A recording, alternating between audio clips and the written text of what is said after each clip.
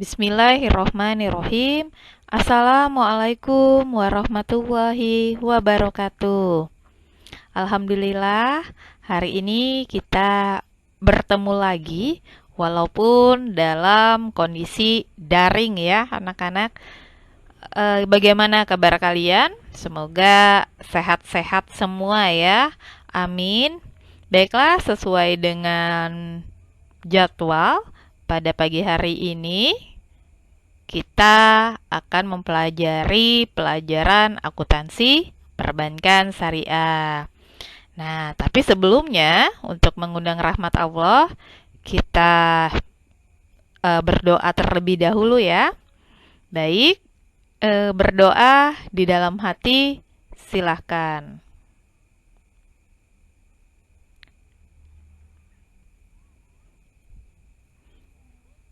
Berdoa selesai. Oke, pada hari ini kita akan mempelajari tentang transaksi produk jasa bank syariah. Adapun pada bab ini ada 3 hal yang akan kita bahas.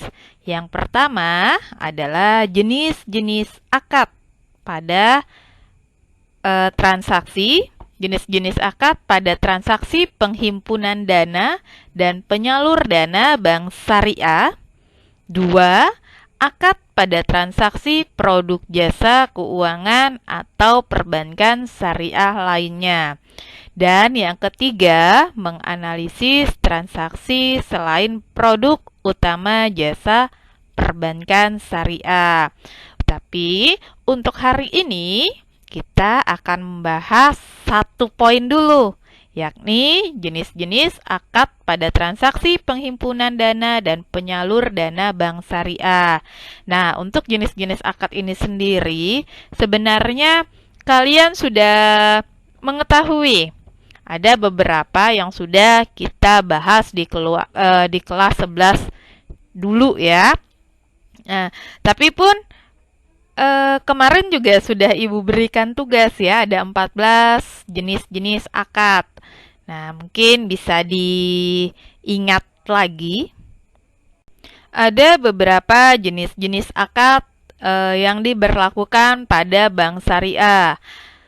Di sini yang pertama ada wadiah, kedua mudharabah, yang ketiga mudharabah muqayyadah, keempat musyarakah, ada musyarakah muntanakisoh, ada murabahah, salam, istisna, wakalah, kafalah, hawalah, ijarah, rahan, dan qard.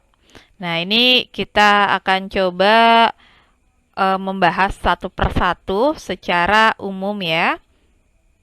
Oke, yang pertama adalah akad wadiah. Akad wadiah ini adalah akad yang terjadi antara 2 pihak, di mana pihak pertama yang menitipkan suatu barang kepada pihak kedua.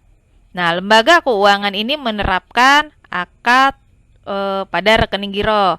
Makanya namanya adalah giro wadiah. Artinya barang titipan. Oke, yang kedua adalah akad mudharabah. Akad mudharabah adalah akad yang dilakukan antara pemilik modal atau sohibul mal dengan pengelola mudharib, di mana nisbah bagi hasil disepakati di awal, sedangkan kerugian ditanggung oleh sohibul mal atau pemilik modal. Yang ketiga, mudharabah muqayyadah. Nah, mudharabah muqayyadah ini adalah akad yang dilakukan antara pemilik modal untuk usaha yang ditentukan. Nah, yang sudah ditentukan oleh pemilik modal berkaitan dengan usahanya apa, tempatnya di mana. Itu yang dimaksud dengan usaha yang ditentukan oleh pemilik modal. Dengan pengelolanya di sini di mana nisbah bagi hasil disepakati di awal untuk dibagi bersama. Sedangkan kerugiannya ditanggung oleh pemilik modal. Dalam terminologi perbankan syariah, hal ini lazim disebut special investment. Nah, lalu kita lanjut yang keempat, akad musyarakah. Nah, akad musyarakah ini adalah akad antara dua pemilik modal atau lebih untuk menyatukan modalnya pada usaha tertentu. Musyarakah atau namanya kerjasama. Sedangkan pelaksanaannya bisa ditunjuk salah satu dari mereka. Jadi ada seperti pengelola aktif dan pengelola pasif ya. Nah, akad ini diterapkan pada usaha atau proyek yang sebagiannya dibiayai oleh lembaga keuangan. Sedangkan selebihnya dibiayai oleh nasabah. Lalu yang kelima, musyarakah mutanakisoh. Nah, akad antara dua pihak atau lebih yang berserikat atau berkongsi terhadap suatu barang, di mana salah satu pihak kemudian membeli bagian pihak lainnya secara bertahap. Akad ini diterapkan pada pembiayaan proyek yang dibiayai oleh lembaga keuangan dengan nasabah dan lembaga keuangan lainnya, di mana bagian lembaga keuangan secara bertahap dibeli oleh pihak lainnya dengan cara mencicil. Nah, akad ini juga terjadi pada mudharabah yang modal pokoknya dicicil, sedangkan usaha itu berjalan terus dengan modal yang tetap. Yang keenam, akad transaksi murabahah. Akad transaksi murabahah ini adalah akad jual beli, di mana harga dan keuntungan disepakati antara penjual dan pembeli. Jenis dan jumlah barang dijelaskan dengan rinci. Barang diserahkan setelah akad jual beli dan pembayaran bisa dilakukan secara mengangsur atau cicilan sekaligus. Nah, yang ketujuh adalah salam. Transaksi atau akad salam ini adalah jual beli dengan cara pemesanan, di mana pembeli memberikan uang terlebih dahulu terhadap barang yang telah disebutkan spesifikasinya, dan barang dikirim kemudian. Salam biasanya dipergunakan untuk produk-produk pertanian jangka pendek. Dalam hal ini, lembaga keuangan bertindak sebagai pembeli produk dan memberikan uangnya lebih dahulu, sedangkan para nasabah menggunakannya sebagai modal untuk mengelola pertaniannya. Yang kedelapan, istisna. Nah, istisna ini adalah akad jual beli lagi, sama jual beli barang dalam bentuk pemesanan pembuatan barang berdasarkan persyaratan serta kriteria tertentu. Sedangkan pola pembayarannya ini dapat dilakukan sesuai dengan kesepakatan. Dapat dilakukan di depan atau pada saat pengiriman barang. Itu ya. Yang kesembilan itu akad wakalah. Nah, akad wakalah ini akad wakalah perwakilan, wakil ya, akad perwakilan antara satu pihak kepada yang lain. Wakalah biasanya diterapkan untuk pembuatan LC, letter of credit, atau pembelian barang di luar negeri. Itu LC import ya, atau penerusan permintaan. Nah, lalu yang kafalah itu akad jaminan satu pihak kepada pihak lain. Dalam lembaga keuangan biasanya digunakan untuk membuat garansi atau suatu proyek, partisipasi dalam tender, atau pembayaran lebih dulu. Itu untuk kafalah. Oke, akad yang biasa terjadi selanjutnya di perbankan itu adalah akad hawalah. Akad hawalah itu adalah akad pemindahan utang atau piutang suatu pihak kepada pihak lain.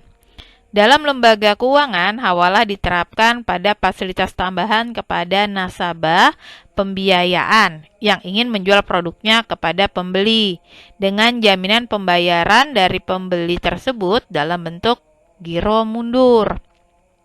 Lalu ada yang namanya ijaroh atau dan IMBT atau ijaroh Muntahiyah bit tamlik. Nah, nanti kita akan membahas lebih rinci apa itu ijaroh, apa itu IMBT, dan perbedaannya apa gitu ya. Nah, ijaroh ini adalah akad sewa menyewa barang antara kedua belah pihak untuk memperoleh manfaat atas barang yang disewa.